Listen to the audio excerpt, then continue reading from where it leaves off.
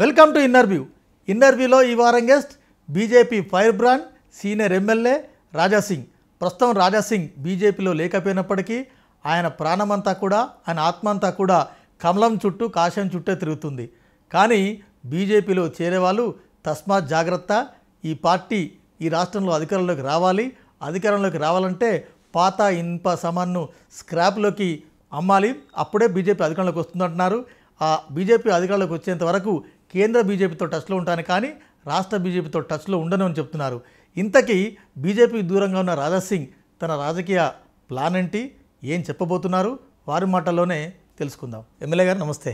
నమస్కారం. ఏంది BJP MLA రాజాసింగ్కి BJP నుంచి వచ్చిన ఎమ్మెల్యే రాజాసింగ్కి ఏంటి తేడా?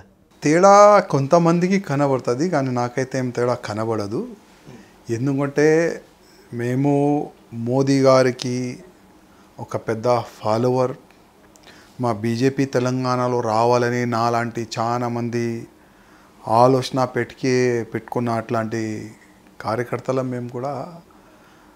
ఏదో ప్రాబ్లం జరుగుతుంది, మా దురదృష్టం అనుకోండి. కానీ ఇవాళ లేకపోతే రేపు తెలంగాణలో బీజేపీ గవర్నమెంట్ వస్తుంది అని నేను అనుకుంటున్నాను. మీ బీజేపీ నుంచి రాజీనామా చేశారు, తర్వాత బీజేపీ నేతలకి టచ్లో ఉండరు, కానీ బీజేపీ కార్యకర్తలు మీ చుట్టే ఉంటారు. అసలు ఏంటంటే అది కొంత కన్ఫ్యూజ్ పాలిటిక్స్ లేవు. మా బీజేపీ కార్యకర్తలు ఏంటంటే చాలామంది యూత్ బీజేపీతోని ఎందుకు అటాచ్ అవుతారంటే ఒకటే ఒక పార్టీ బీజేపీ హిందుత్వం గురించి మాట్లాడుతుంది. ఒకటే ఒక పార్టీ దేశం సమాజం గురించి పనిచేస్తుంది. అందుకోసం చాలా వరకు యూత్ బీజేపీలో చేరుకుంటారు, బీజేపీతో అటాచ్ ఉంటారు. ఇప్పుడు ఏంటంటే నా కాన్స్టిట్యున్సీలో కానీ వేరే వేరే జిల్లాలో కానీ తెలంగాణ కాకుండా భారతదేశంలో నేను ఎక్కడెక్కడ తిరుగుతానో ప్రతి ఒక్క యూత్ కార్యకర్తలు నాతో అటాచ్ ఉంటారు. ఎందుకంటే మేము ధర్మ ప్రచారం చేస్తామని. దాని గురించే మా చుట్టుపక్కనే మాకు ఆశీర్వాదం ఇచ్చుకుంటా కార్యకర్తలు మా ఎంబడే ఉంటారు. అంటే కాషాయం అంటే రాజాసింగ్ అంటే కాషాయం. కాషాయాన్ని రాజాసింగ్ను ఎవరు వేరు చేసి చూడరు.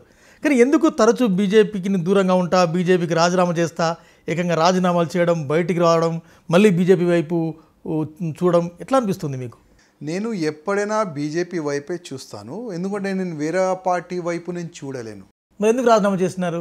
రాజీనామా ఎందుకు చేస్తున్నానంటే దాదాపు 2014లో నేను బీజేపీలో చేరుకున్నాను. దానికైనా ముందు టీడీపీ పార్టీలో నేను కార్పొరేటర్గా ఉన్నాను. కానీ టీడీపీ పార్టీలో కూడా ఎందుకు వెళ్ళినా అంటే మేము ఫస్ట్ రాష్ట్రీయ స్వయం సేవక్ సంఘ్ ఒక శాఖ హిందూ వాహిని, దాంట్లో ఎన్నో సంవత్సరాలు మేము దాంట్లో పనిచేసినాం ధర్మ సేవ గురించి.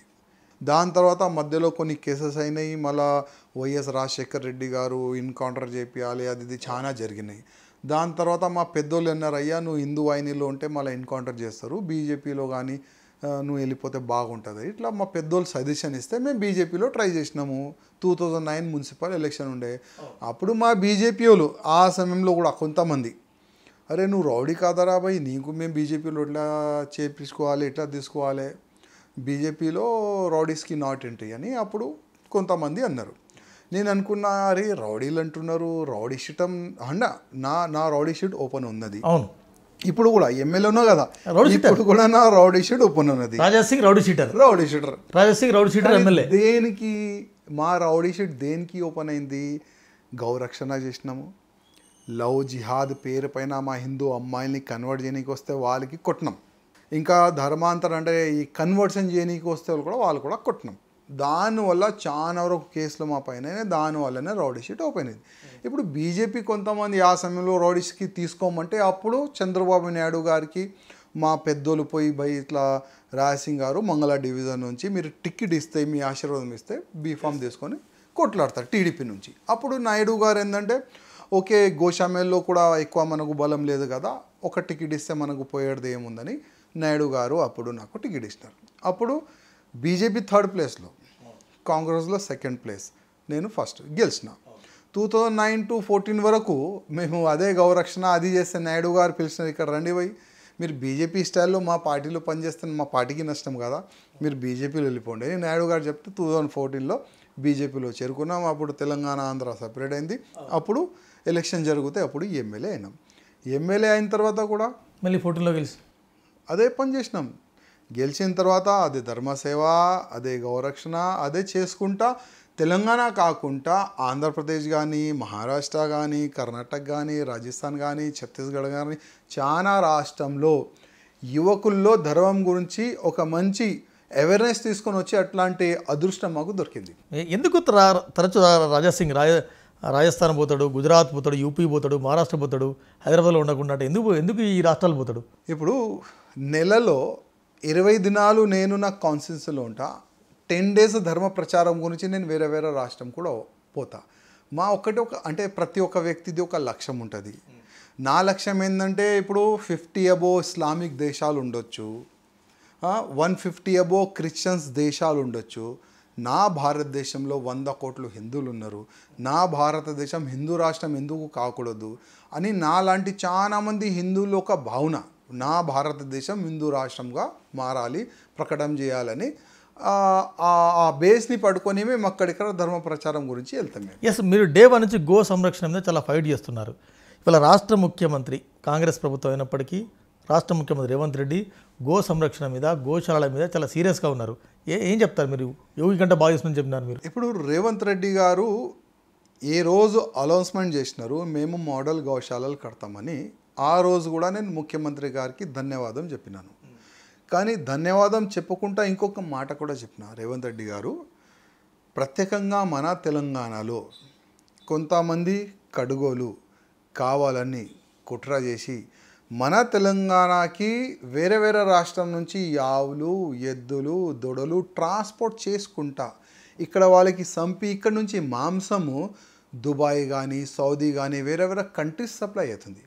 ఇప్పుడు ఏదైనా ఒక స్టేట్లో కానీ, ఇప్పుడు నా కాన్స్టిట్యూన్సీలో అనుకో ఎక్కడైనా ఆవుల్ని చంపుతున్నట్టే ఆ పాపం నాకు కూడా తలుగుతుంది. అదేవిధంగా తెలంగాణలో కూడా ఆవులు, ఎద్దులు, దొడలుని ఎవరన్నా చంపితే ఆ పాపం ఈ రాష్ట్ర ముఖ్యమంత్రి అంటే రాజు ఎవరు? రేవంత్ రెడ్డి గారు. ఆయన కూడా పాపం తలుగుతుంది. అందుకోసం బక్రీద్ సమయంలో కూడా నేను స్వయంగా వితౌట్ సెక్యూరిటీ మొత్తం వీడియోగ్రఫీ చేసిన ఓల్డ్ సిటీ తిరిగి, ఎక్కడెక్కడ ఆవులు, ఎక్కడెక్కడ ఎద్దులు, ఆవు పిల్లలు ఏ విధంగా కట్టి పెట్టినారు కట్ చేయడానికి బక్రీద్ సందర్భంలో. అప్పుడు కూడా ఒక రిక్వెస్ట్ చేసిన, రేవంత్ రెడ్డి గారు మీరు గుడ్ గౌశాలలు మోడల్ కట్టడానికి మీరు నిధులు కేటాయించినారు, చాలా మంచి ఆలోచన మీరు చేస్తున్నారు. కానీ ఈ ఆవులు, ఎద్దులు కాపాడడానికి మీరు ఏం చేస్తున్నారు? మరి మీరు యోగితో పోల్చినారు కదా రేవంత్ రెడ్డిని. నేను అందుకోసం మీరు చెప్తున్నా, రేవంత్ రెడ్డి గారు డిసిషన్ చాలా గుడ్, మోడల్ గౌశాలలు పక్కా కట్టాలి, దానికి నేను హృదయపూర్వకంగా ధన్యవాదం చెప్తున్నా. కానీ అది చెప్పకుండా ఒక టాస్క్ ఫోర్స్ తయారు చేయండి అన్నాను ఆ రోజు కూడా. రేవంత్ కూడా మరో యోగి అవుతారని ఎట్లా అన్నారు మీరు? నేను అందుకోసం ఏమంటున్నా, అప్పుడు గౌరక్షణ గురించి కూడా ఒక స్పెషల్గా టాస్క్ ఫోర్స్ తయారు చేయండి, దాంట్లో మాకు కూడా ఒక మెంబర్షిప్ కానీ అట్లాంటివి ఇవ్వండి, మేము మీ పోలీసులు కలిసి కూడా ఈ గౌరక్షణ మేము చేస్తాం. ఎందుకంటే కాంగ్రెస్ ఎక్కడెక్కడ గవర్నమెంట్ ఉంటుంది కదా, అక్కడ గౌరక్షణ గురించి ఎవరు మాట్లాడారు, గౌశాలల గురించి అట్లా ఆలోచన కూడా రాదు. అందుకోసం తెలంగాణలో రేవంత్ రెడ్డి గారు నేను మోడల్ గౌశాల కడతా అంటే, మోడల్ గౌశాలలో ఎక్కువ శాతం యూపీలోనే ఉన్నది, ఉత్తరప్రదేశ్లో. అందుకోసం యోగి గారు స్టైల్లో మా రేవంత్ రెడ్డి గారు కూడా పోతున్నారు. మీరు ఎంత మంచి పని చేస్తుంటే యావత్ భారతదేశంలో ఉన్న కాంగ్రెస్ ముఖ్యమంత్రులు ఇట్లాంటి ఎవరు కూడా ఆలోచన కూడా చేయలే, ఇట్లాంటి పని కూడా చేయలేదని అప్పుడు నేను సందేశం ఇచ్చినాను. రైట్, గోశాల మీద చాలా సీరియస్గా ఉన్నారు, రాష్ట్ర ప్రభుత్వం కూడా ఉంది. కానీ దేశవ్యాప్తంగా బీఫ్ ఎక్స్పోర్ట్ కూడా ఎక్కువ అవుతుంది కదా.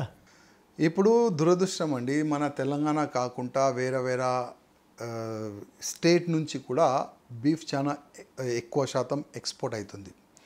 ఇప్పుడు చాలా మంది సాధు సంతులు కానీ వాళ్ళు డిమాండ్ చేస్తున్నారు.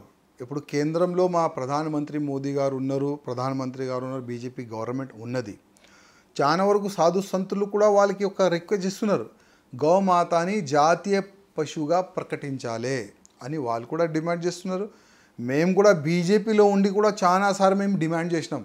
నాకు ఢిల్లీ నుంచి కూడా ఫోన్లు వచ్చినాయి, నువ్వు బీజేపీలో ఉన్నావా, ఎక్కడున్నావు, ఇట్లాంటి చెప్పకూడదు కదా అని నాకు కూడా చాలా వరకు వార్నింగ్ వచ్చినాయి. కానీ ఫస్ట్ నేను ఒక హిందూ, దాని తర్వాతనే బీజేపీ ఒక ఎమ్మెల్యే, ఆ విధంగా నేను ఉంటానండి.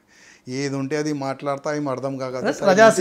రాజాసింగ్ హిందూ ప్రచారక్, రాజాసింగ్ ఆర్ఎస్ఎస్, రాజాసింగ్ పక్కా కాషాయం.